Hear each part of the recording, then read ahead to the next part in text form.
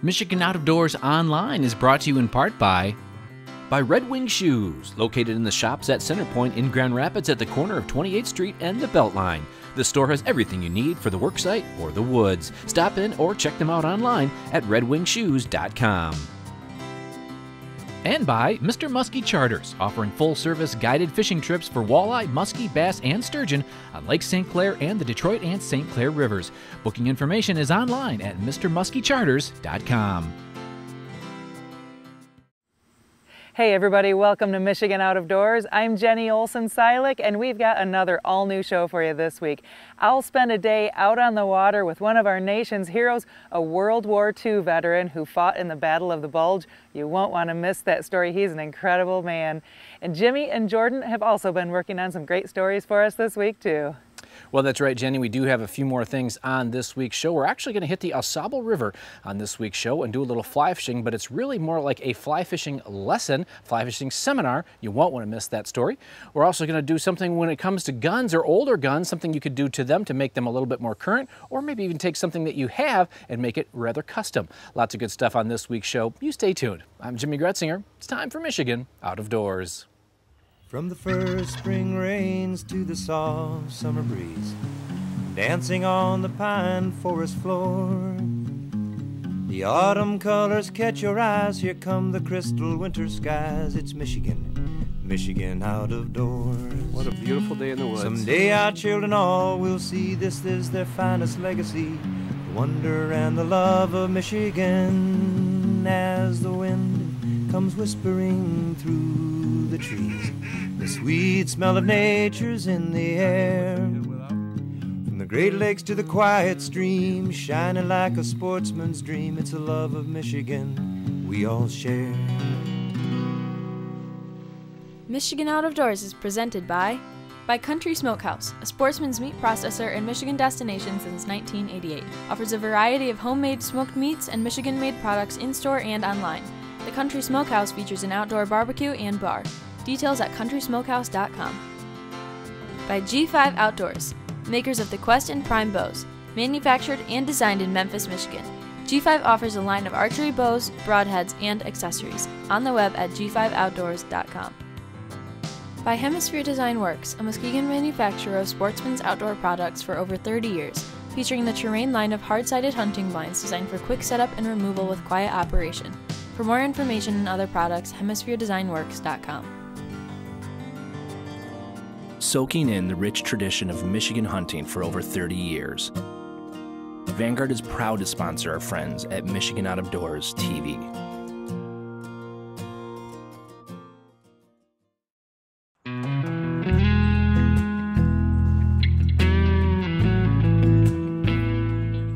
Last week found me on the banks of the AuSable River with Bill Mangus, a heck of a fly fisherman, but we were here tonight to get basically a lesson on fly fishing 101. Think of a piece of pie. Real simple, short line, short piece of pie, short narrow casting loop. I'm talking the angle from rod butt to start and stop, your piece of pie. So when we're fishing, I might say, hey, open your pie up a little bit, your casting arc a little bit. Okay, or I might tell you close your casting arc a little bit. So short line, short casting arc, longer line, wider casting arc, okay? That's because the longer line bends the rod more, so you gotta make a longer casting arc, wider casting arc to accommodate the longer travel you have to make with that tip, okay? Now acceleration. You want to slow, you want to start from dead stop, slow progressively faster to a nice crisp stop. When I cast, I start from obviously dead stop, and then I go fast to a stop. Right here I stop. And the tighter I can stop, the tighter, see how tight that loop is? It's almost hitting itself because I stop it with my hand. So now I do it without my hand, okay? I want nice and tight. If I fade the stop, it gets wider, okay? So I want to go slower to faster, smooth acceleration, ever faster to a stop. This trip was like basically a seminar on how to fly fish and how to cast. A buddy of mine, Ryan Aruba, was the student today. Ryan loves to fish and fishes about everything you can in Michigan, but had never fly fished before, so he was the perfect guinea pig, I mean student. Bill is an official fly casting instructor, and as we hit the water, we were both learning a lot. If you have only dabbled in fly fishing, you may have some bad habits, but when done correctly, this can be a really fun way to fish. If I just cast straight across, the water, and they'll do nothing. See how the fly drags? Okay, so I have to put what we call a reach men. There's different mends, but the first one you want to start off with could just be a reach men. Okay, so on the stop, so I'm going to stop it, and I just reach out to the right. And all the leader and line is above that fly. Yeah. And it can just float nice and drag free. I follow my rod tip. So you don't want it to drag? No. If it drags, 9 times out of 10, a decent fish isn't going to go after it. Okay. Some of the planers might, but most of the time a decent fish won't. So there's a couple things I want to do. Let's say I want to get in this current here. If I don't shoot what we call shoot line, if I just reach men and I just say I'm going to hang on a line here, I have to literally pull the fly back. So I stop it and I pull it back. So I have to go over my target and drag it back. So every time I go over my target, I could be spooking the fish. So a better thing to do is see this loop in the line here? Yeah. Okay, on my delivery, when I do the stop, as soon as I stop, I reach, but I'll let line slide through my fingers, and see how I'm working that V there? Yeah. I make a circle with my finger and my index finger and my thumb, and I let the line, I'll do it again, let the line slide through, and I reach to the right, and see how that, so that's the first time the fly gets by the fish, is the first time the fish might see that line and fly. Okay. As we started our drift here in Mayo, Bill was quick to start teaching both of us some of his tactics when it comes to fly fishing. The 5 essentials, I call it SCAPS, the acronym of SCAPS. S-C-A-P-S, that's straight line path of rod tip. C for casting arc, A for acceleration, P for pause, and the other S is for slack. Basically, you want to keep slack out of your system. Slack is the #1 enemy of fly casting. If you have slack, your rod tip straightens out and it doesn't work for you. It's not loaded, it's not bent, and it just won't work for you, right?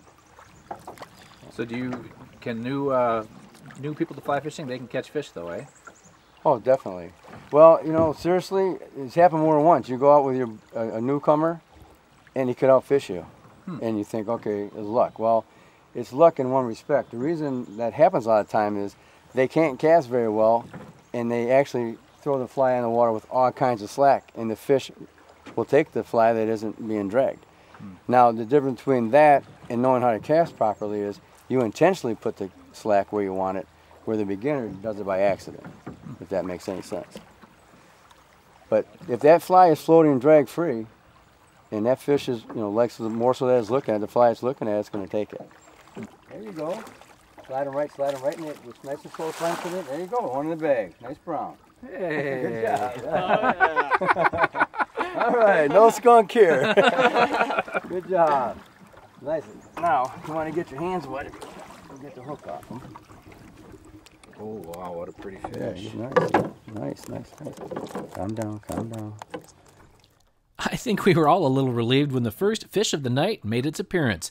Bill had switched to a nymph, which is basically an underwater fly with an indicator on the line, or in regular fishing terms, it's basically a bobber. Okay, this is just a beaded nymph. It's a kind of a combination nymph wet fly, more of a wet fly. It's got the bead head on, so it gets a little weight to it. It sinks down a little bit. Okay, and that's kind of imitating what? It's just imitating the subsurface nymphal stages of the mayflies in here. Okay. This is more of actually it's kind of pushing on the verge of a Ephron. Okay. Okay. And that's what we're hoping to find hatching tonight, some Ephrons, the white mayflies. So might be a good indication we might be okay. So as we drifted this beautiful stretch of the Au Sable, Bill kind of walked me through his plan for fishing this stretch of river tonight. Well, like I said, right now we're nymphing and not a lot happening off top. I'm hoping for an Ephron hatch tonight. That's the white mayfly, about size 14 white mayfly. If that happens, we should have some rising fish and we should be able to get them off the top.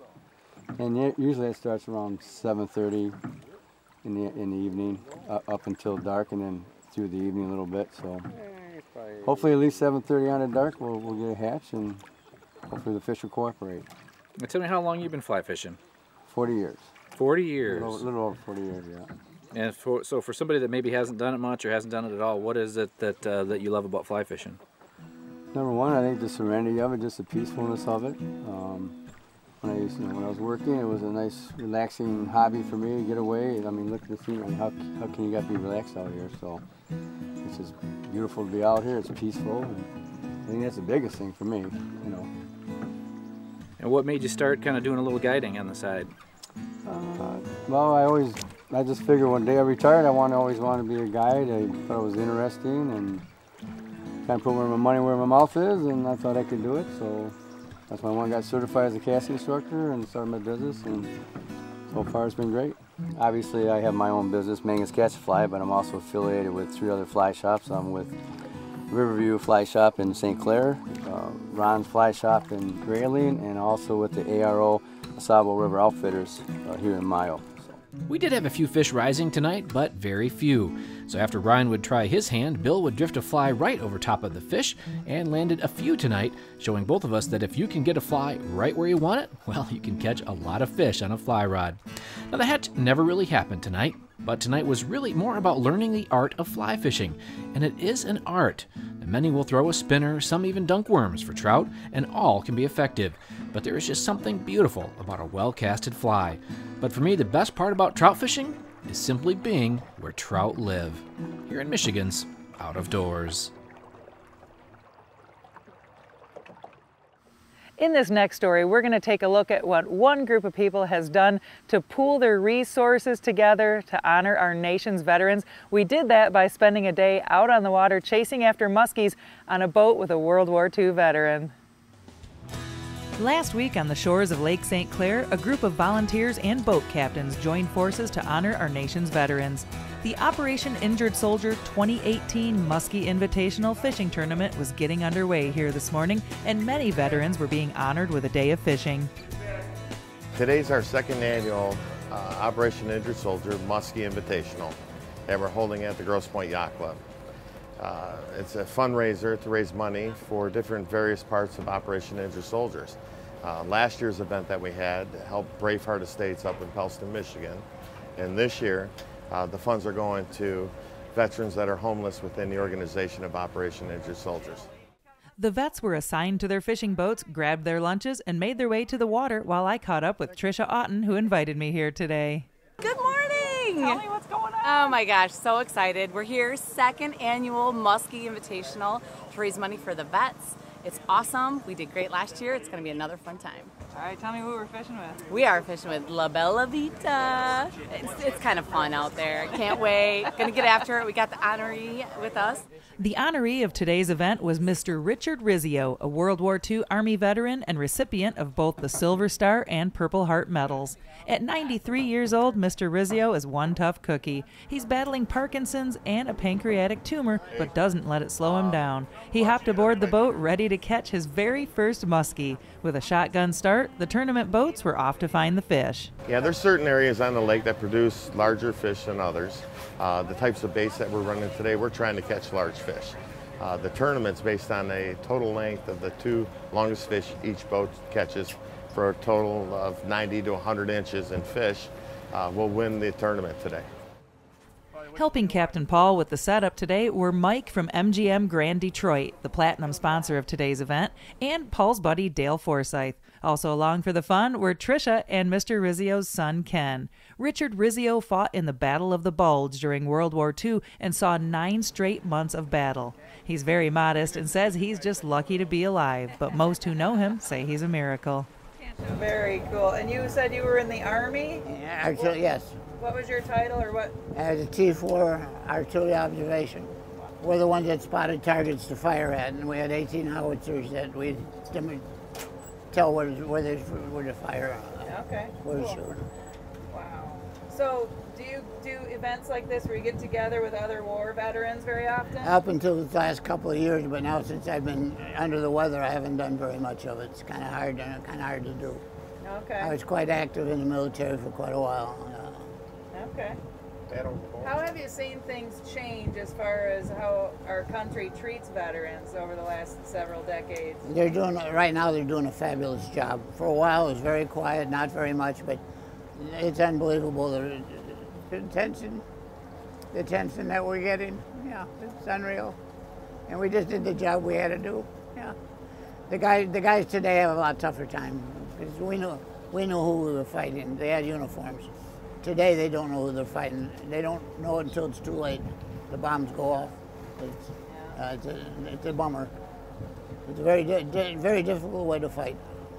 Yeah. If you can identify your enemy, it's different. But when you can't identify them, that's why they're in so much trouble.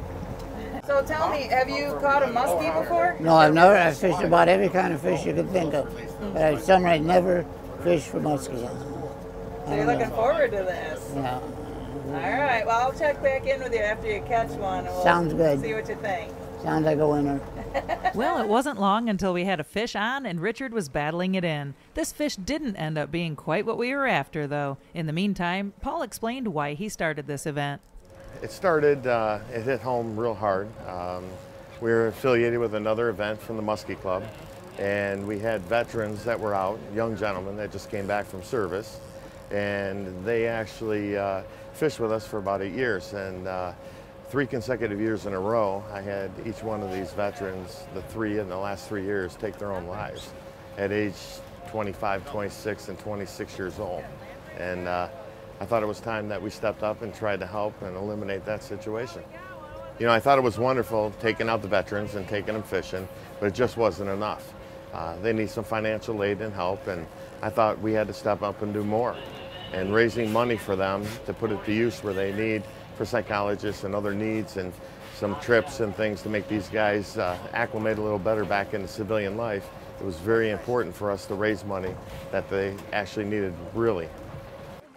Richard's first fish was a nice pike that was sent back into the lake, and then he battled in this beautiful Lake St. Clair muskie. Now, Dale, now.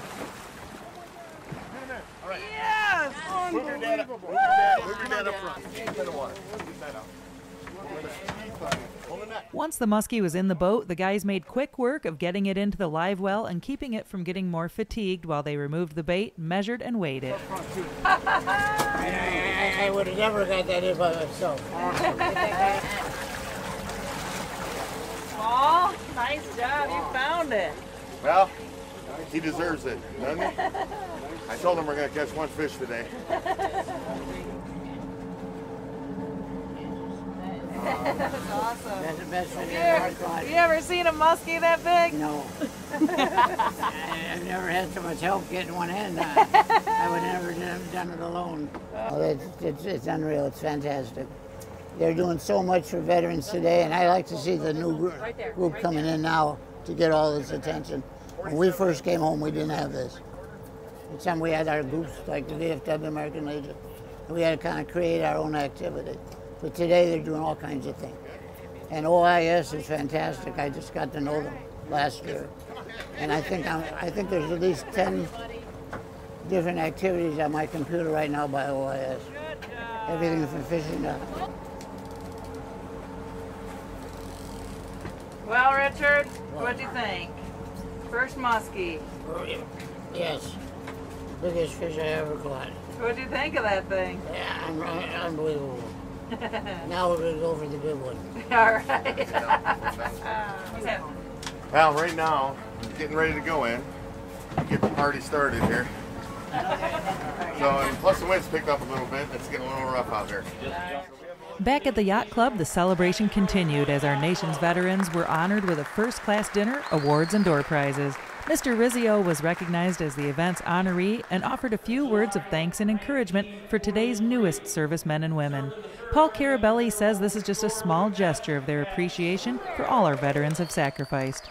I see a World War II veteran that we had on our boat today come out, and he did his time in service for our country, and it's our ways of saying thanks for all you've done, and you know, I wish we can do more.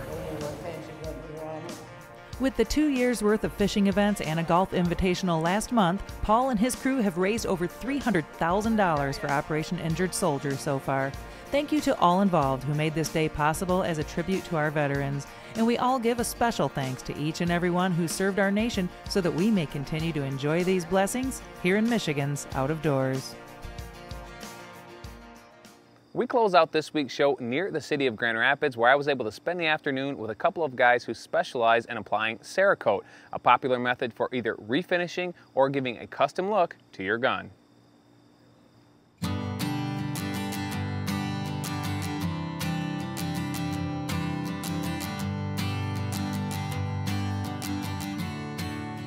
Well, the company was started 4 years ago by my business partner Spencer's uncle, and we bought it from him over this past year. It was always a dream of ours to own our own business. We've been in corporate America for the last 7 years. Always talked about starting something together, and this came up as an opportunity and we jumped on it. Well, Cerakote is a thin film ceramic coating. It's the strongest and thinnest ceramic film coating on the market. Compared to your other coatings, it's going to be the best for corrosion protection, UV, scratch. You know, we really recommend it for your firearms, for the custom look that you want, for also the corrosion protection when you're going out and you're duck hunting or you're deer hunting or deer season is coming up. So that you're doing your normal wiping, but that Cerakote is going to give it that added protection. It's going to give it that lifelong look that you want out of your firearm.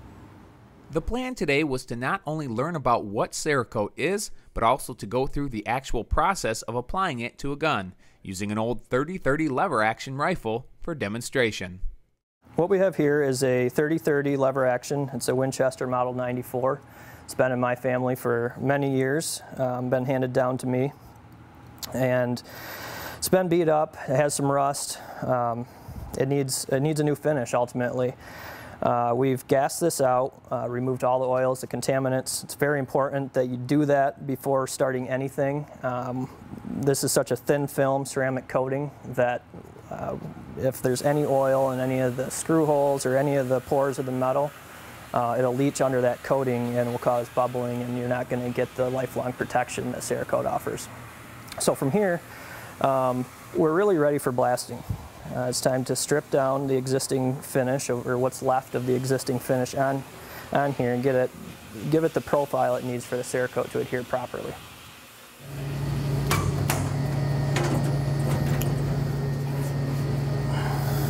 All right, so now that the blasting's completed, you can see all the surface rust has been removed. The existing finish is gone.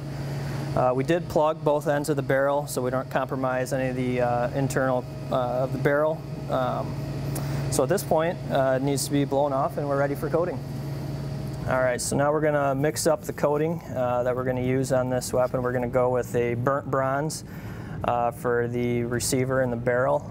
We got several other components that are going to be black. We'll get a nice contrast of the burnt bronze with the black pins, black trigger, black safety mechanism, and so on. So I'm going to go ahead and mix up. It's a two-part process. I'm going to mix it up for a satin finish. We do have the ability, we can go matte if that's the look that you like, or we can go all the way up to semi-gloss or even a gloss level. So I'm going to go ahead and get mixing here. Just everything through the filter. We are ready to start the process.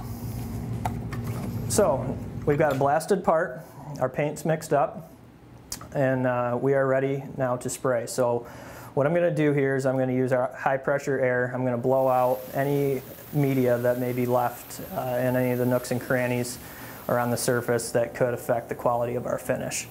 You know, like they say, 90% of the outcome is in the prep, and we've got it to a point now where it's been prepped properly and it's ready for coating.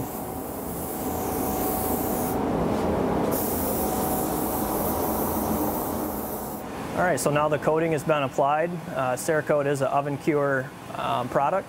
So what you see here is our lab oven. This is more of a convection style oven that has a constant airflow. We can set this to a specific temperature and a specific time to give Cerakote the proper cure schedule that it needs. Cerakote does take some time to dry properly, and as we waited, I asked the guys what else Cerakote can be applied to and what items they work on most. Now, it's not just guns. Any hard surface we can apply Cerakote to. Car parts, exhausts, tactical gear, knives, your bow. So anything that you may think you want either custom look or added protection with this coating, we can handle. So we see a lot of pistols, a lot of Glocks, a lot of 1911s. We also have been getting a lot of shotguns and rifles as well. Especially with hunting season coming up, people are wanting that added protection or that custom look. It's always nice to see new companies getting into the outdoor industry here in Michigan. And if you're wondering about the old 30-30, it looked like a brand new gun by the time it was finished. Special thanks to the guys at West Michigan Cerakote for inviting me out to to learn a little bit more about the Cerakote process. Thanks for joining us this week for Michigan Out of Doors. Make sure you join us over the next few weeks here as we transition into our fall hunting seasons. We're all so excited about that here. We'll have some early goose season action for you. We'll also check out the youth deer seasons, all sorts of fun stuff headed your way. If you want to know where we are or where we're headed next, make sure you check us out online. Well, that's right, Jenny. Online is a great way to check in on us. You can check us out at several of the different social media sites, and of course at MichiganOutofDoorsTV.com. Full episodes of the show there every week, all the info you ever want to know about the television show. And make sure you do join us over the next couple of weeks. I know just for me personally, I was just out goose hunting this morning. We've got a bear hunt scheduled, we've got an elk hunt scheduled, we've got the youth deer hunt coming up in just a matter of weeks, and it is going to be just a whirlwind here as we get into September and October. Thanks so much for joining us this week, and if we don't see you in the woods or on the water, hopefully we'll see you right back here next week on your PBS station. Michigan Out of Doors is presented by Greenstone Farm Credit Services, making recreational land ownership possible across Michigan and northeast Wisconsin. Begin your land financing journey at one of Greenstone's 37 locations or greenstonefcs.com. By the locally owned and operated members of the Michigan Petroleum Association and the National Oil Heat Research Alliance, who provide oil heat with bioheat, a renewable fuel source designed to benefit the home and the environment. Details on the web at useoilheatmichigan.com. By AnglerQuest Pontoons, a mid-Michigan company building boats for fishermen by fishermen. AnglerQuest pontoons are designed for comfort and functionality. On the web at anglerquestpontoons.com. Closed captioning provided by Marvo Mineral, makers of Lucky Buck, deer management products including minerals to supplement deer diets year-round to improve health and antler growth. When I wander far away, a dream stays with me night and day. It's the road that leads to my home state. I am a Michigan man. Changing seasons paint the scene like rainbow trout in a hidden stream. The white-tailed deer in the tall pine trees. I am a Michigan man.